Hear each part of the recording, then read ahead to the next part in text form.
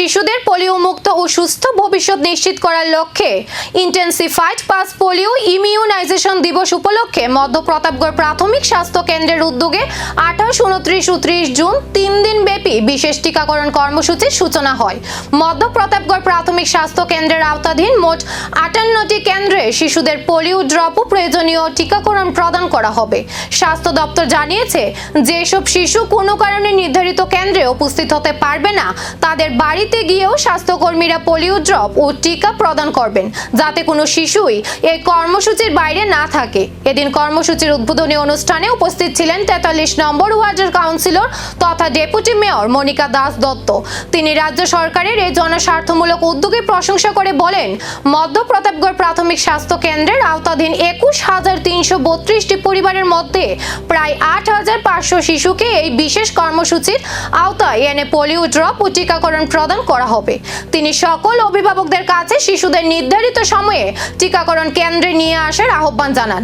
অনুষ্ঠানে উপস্থিত ছিলেন ডক্টর সুখেন্দ্রনাথ, সিএমও অফিসার অধিকর্তা প্রজিত সরকার, আইএস সদর ডক্টর ডিমান শর্মা, MIOS মধ্য প্রতাপগড় প্রাথমিক স্বাস্থ্য কেন্দ্র সহ স্বাস্থ্য দপ্তরের অন্যান্য আধিকারিক ও কর্মীরা।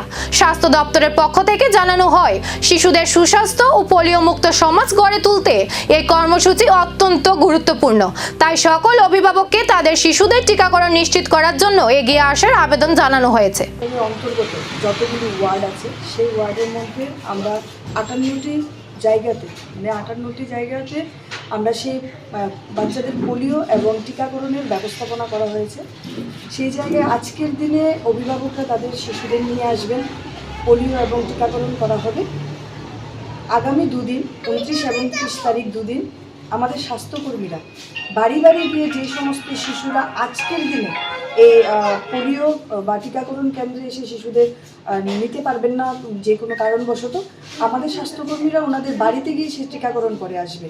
সরকারের এই মহতি উদ্যোগ আমাদের শিশুদের সুস্থ, শারীরিকভাবে সুস্থ থাকার এবং ভবিষ্যতের জন্য কোনো বিশেষ এমন কোনো ভয়ানক রোগে তারা আক্রান্ত না হন, সেই চিন্তা করেই আমাদের সরকারের এই মহতি উদ্যোগ। এই উদ্যোগে আমি অনুরোধ করব সমাজের সচেতন নাগরিকরা এবং অভিভাবকরা অংশগ্রহণ করার জন্য স্বতঃস্ফূর্তভাবে। পাশাপাশি এই সেন্টারগুলোতে আমাদের হেলথ সেন্টারের 232 জনের মতো মেম্বার এবং 12 জনের মতো আধিকারিক যারা তাদের হাই লেভেলের ওনারা থাকছেন, সহযোগিতা করছেন। পাশাপাশি কিন্তু 21,333টি এখন দেখার 8,500 শিশু টিকাকরণের লক্ষ্যমাত্রা কতটা সফলভাবে পূরণ করতে পারে স্বাস্থ্য দপ্তর।